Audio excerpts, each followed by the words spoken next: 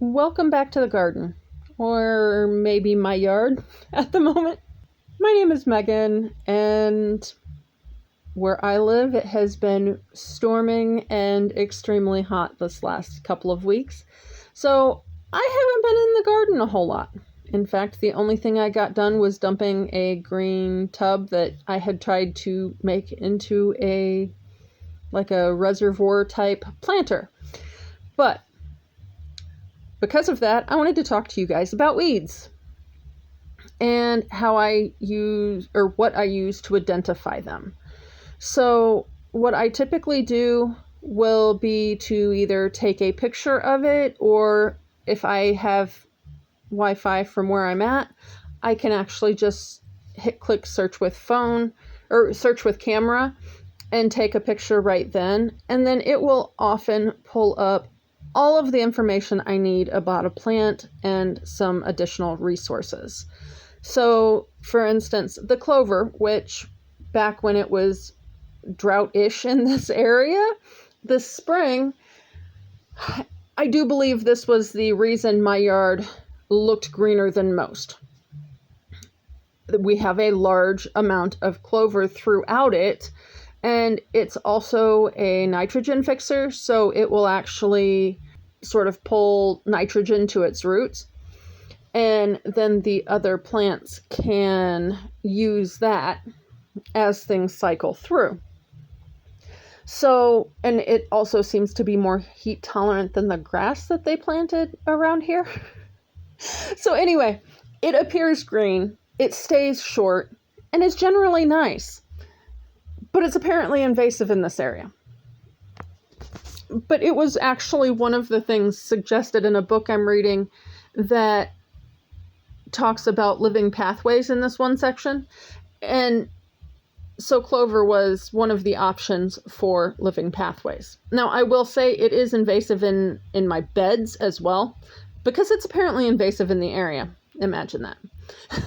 But I will show you later one of the ways it spreads, so you can see that. It is fairly easy to pull out, so I'm not terribly concerned about it. I have been told that mullein is a weed as well. I hope not.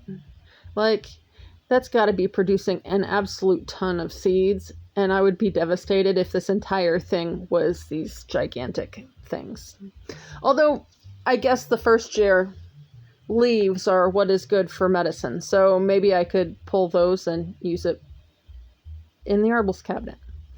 I'm not really going to talk about most of my beds and stuff this week because I thought it would be kind of fun, since nothing's really changed, to just record the growth and let you guys see how I do some weed identification and possibly what I might choose to leave instead of making sure to rip out every time I see it. I am getting some blooms on mums already. That's gotten so big now that it's out of the shade. And I have, every time it storms, we have to go out and pick up glad stalks. They are pretty much as tall as I am, and they do get top heavy. I plan to get some peony loop things and either run a string across the front of them or possibly just put the loop in front of the big bunches. And we've got some new colors. I don't think we had white last year. I don't remember those. The orangey coral ones are from years ago. Anyway, so sometimes Google Lens doesn't automatically find lots of information. I took a picture of the jewelweed, which appeared about the same time as the poison sumac did in my yard. And it's actually a natural remedy for poison sumac or poison ivy rashes. I've seen a few soaps around. I haven't particularly tried it at this point. It, for whatever reason, is not finding it. It was thinking it was basil, but it will show you like a slider, so you can see different options of what it thinks it might be. And then in the slider was spotted touch-me-not. I just didn't know that that was the same thing. But you can click into that and then go back, try something else if it doesn't look like it's what you were looking for.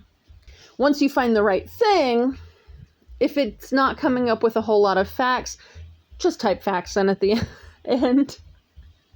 Obviously, it came up with a lot more pictures this time, how tall the plants get, how to identify it, and that kind of thing. And this has been really helpful for a lot of the things in my yard that I don't know what they are, just because I don't have to come up with the actual words to search for. Because if you don't know what it is, typing in weeds can be a little overwhelming. There's a lot of weeds around. Now, I do have multiple weeds. Not all of them were identified through this. The Oriental honeysuckle was identified by a professional grower in the area, and then the poison sumac by my kid's grandma. So, as I mentioned, it has been basically raining every day, every other day for the last 2 weeks. So things are loving it. We also have a lot of heat when it's not raining. Some of the weeds are edible, some are not. I wouldn't eat the poison sumac. We're probably the jewelweed. But the lamb's quarter is actually edible. It often put in salads. It's kind of bitter. The purslane that you'll see in just a minute, it has more of a sort of a cucumbery texture and taste to me. Maybe with a little bit of bitter, but not as bitter like when a cucumber turns bitter. And I find it very interesting that the camera doesn't seem to pick up a difference between the calendula and the dandelion flowers. They really don't look that similar. I promise, they really don't.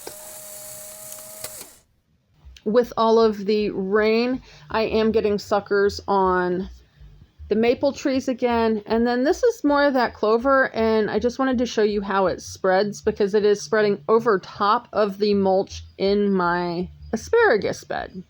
Not going to spend much time on the asparagus bed because you can't see the fronds. Some of them are shooting up new ones, so I am very happy. I think the roots, if they survive the winter, will be good. And then pokeweed. The berries are good for making ink or dye. They turn like almost a mulberry purple, but it's very easy to spread by those berries. So, and it is poisonous most of the season. I haven't learned how to eat it when it is young. I have no desire to. But as you can see, just everything is growing like wildfire.